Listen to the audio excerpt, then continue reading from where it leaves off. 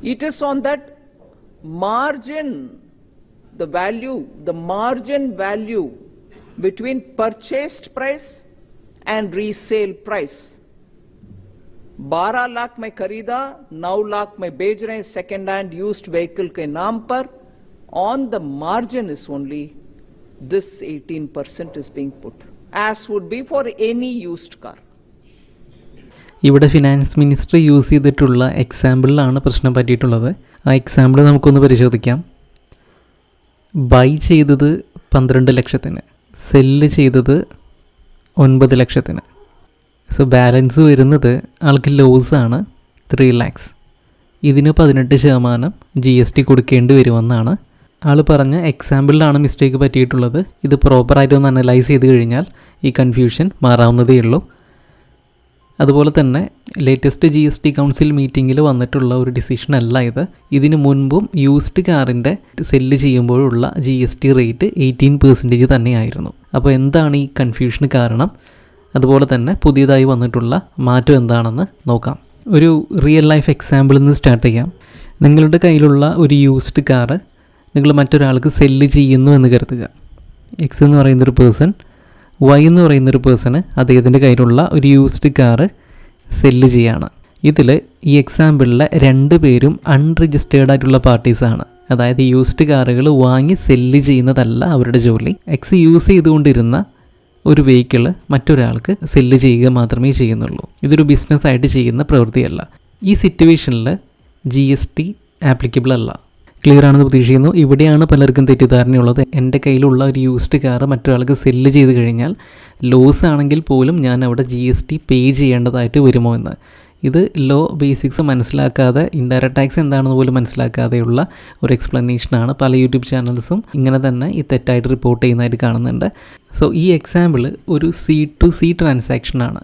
അതായത് consumer to consumer ട്രാൻസാക്ഷനാണ്.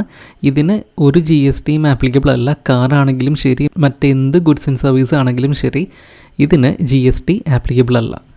ഇനി നമുക്ക് വേണമെങ്കിൽ ആ എക്സാമ്പിൾ ഇവിടെ ഒന്ന് ആഡ് ചെയ്ത് നോക്കാം. എക്സ് 12 ലക്ഷത്തിന് വാങ്ങിച്ച വെഹിക്കിളാണ് 9 ലക്ഷത്തിന് സെല്ല് ചെയ്യുന്നത്. ആൾക്ക് ലോസ് 3 lakhs ആണ്.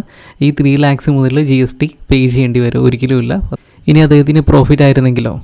നേരെ റിവേഴ്സ് ആയിരുന്നു എന്ന് കരുതുക.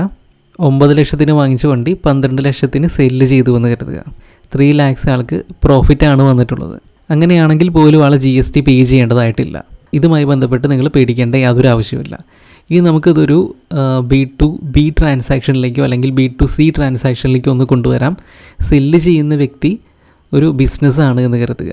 ഫോർ എക്സാമ്പിൾ, യൂസ്ഡ് കാർസ് വാങ്ങി സെല്ല് ചെയ്യുന്ന ഡീലേഴ്സ് ഉണ്ട്.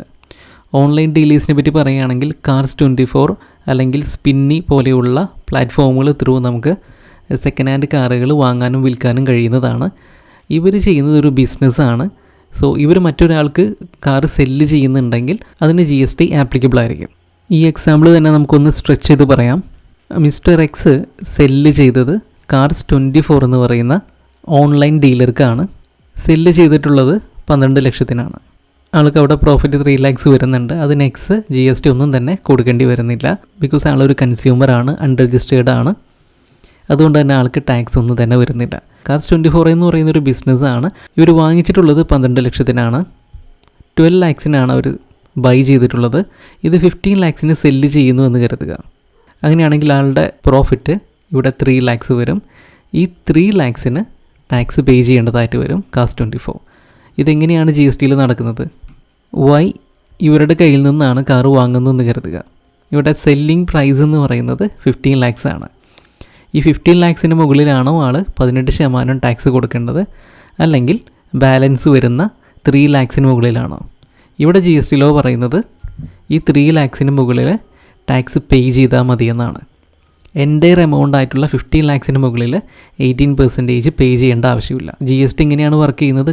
ബൈ ചെയ്യുന്ന ആളുടെ കയ്യിൽ നിന്നും സെല്ല് ചെയ്യുന്ന ആൾ GST കളക്ട് ചെയ്യും, ദെൻ ഗവൺമെൻറ്റിലേക്ക് പേ ചെയ്യും. ഇങ്ങനെയാണ് GST വർക്ക് ചെയ്യുന്നത്.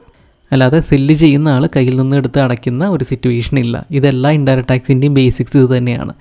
ഈ സിറ്റുവേഷനിൽ 3 lakhsൻ്റെ മുകളിൽ 18% കാൽക്കുലേറ്റ് ചെയ്യും. 3 lakhs ഇൻറ്റു 18% 54,000 ആണ് 18% GST വരുന്നത്. അപ്പോൾ വൈ എത്ര രൂപ കാസ് 24 കൊടുക്കേണ്ടതായിട്ട് വരും?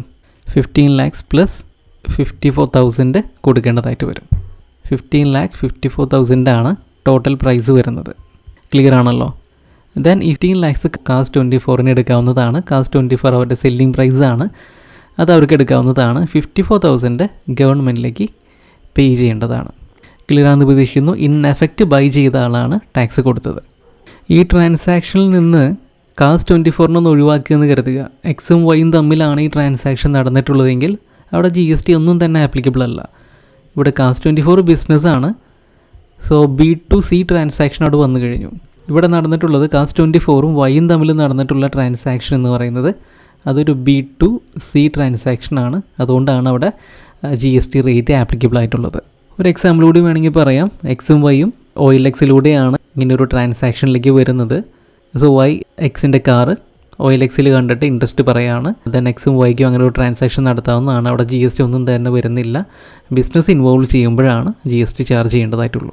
അല്ലാതെ സാധാരണ 2 പേര് അങ്ങോട്ടും ഇങ്ങോട്ടും കാർ വാങ്ങുന്നത് വിൽക്കുന്നതും ഒന്നും തന്നെ GSTയിൽ ആപ്ലിക്കബിൾ ആയിട്ടുള്ള കാര്യമല്ല.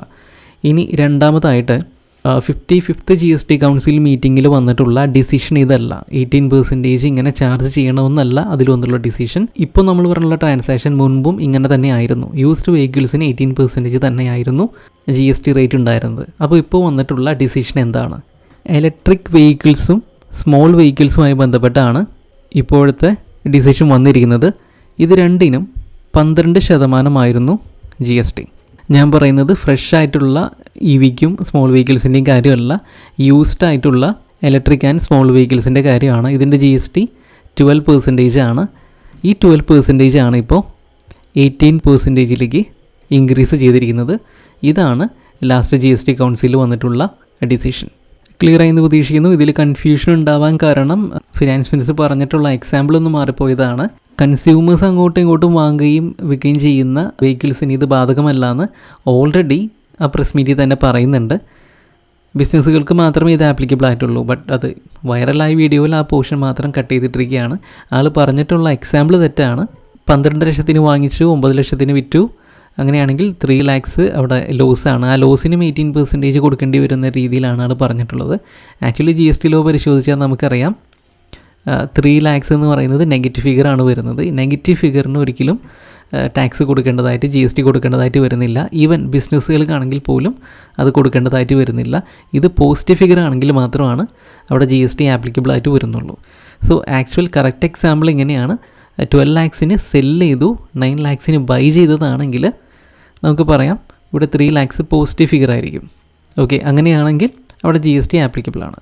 അതും ബിസിനസ്സുകൾക്ക് മാത്രം. കൺസ്യൂമേഴ്സ് അങ്ങോട്ടും ഇങ്ങോട്ടും സെല്ല് ചെയ്യുന്നതിനോ ബൈ ചെയ്യുന്നതിനോ ഒന്നും തന്നെ GST ആപ്ലിക്കബിൾ അല്ല. ക്ലിയർ ആയെന്ന് പ്രതീക്ഷിക്കുന്നു. Thank you.